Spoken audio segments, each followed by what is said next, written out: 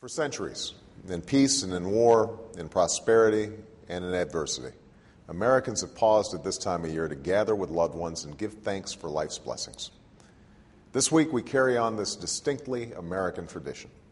All across our country, folks are coming together to spend time with family, to catch up with old friends, to cook and enjoy a big dinner, and maybe to watch a little football in between.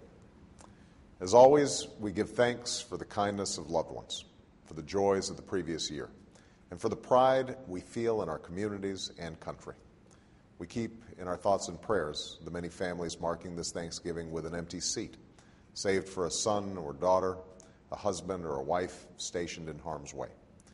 We say a special thanks for the sacrifices those men and women in uniform are making for our safety and freedom, and for all those Americans who enrich the lives of our communities through acts of kindness and generosity and service. But as much as we have to be thankful for, we also know that this year millions of Americans are facing very difficult economic times. Many have lost jobs in this recession, the worst in generations. Many more are struggling to afford health care premiums and house payments, let alone to save for an education or retirement. Too many are wondering if the dream of a middle-class life, that American dream, is slipping away. It's the worry I hear from folks across the country. Good, hard-working people doing the best they can for their families, but fearing that their best just isn't good enough. These aren't strangers. They're our family, our friends, and our neighbors. Their struggles must be our concern. That's why we passed the Recovery Act that cut taxes for 95% of working people and for small businesses, and that extended unemployment benefits and health coverage for millions of Americans who lost their jobs in this turmoil. That's why we're reforming the health care system, so that middle-class families have affordable insurance that cannot be denied because of a pre-existing condition or taken away because you happen to get sick. We've worked to stem the tide of foreclosures and stop the decline in home values. We're making it easier to save for retirement and more affordable to send a son or daughter to college.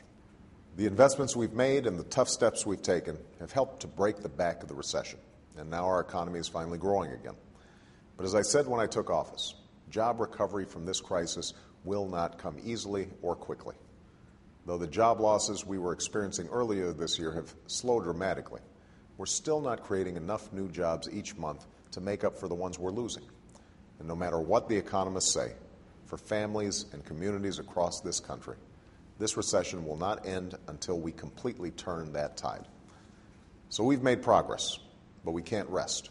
And my administration will not rest until we've revived this economy and rebuilt it stronger than before, until we're creating jobs and opportunity for middle-class families, until we've moved beyond the cycles of boom and bust, of reckless risk and speculation that led us to so much crisis and pain these past few years.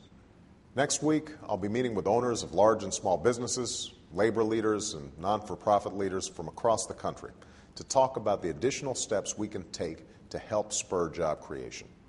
I'll work with Congress to enact those proposals quickly.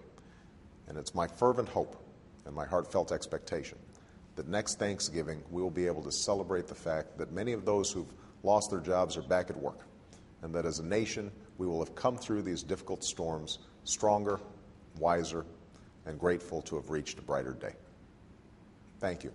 God bless you. And from my family to yours, happy Thanksgiving.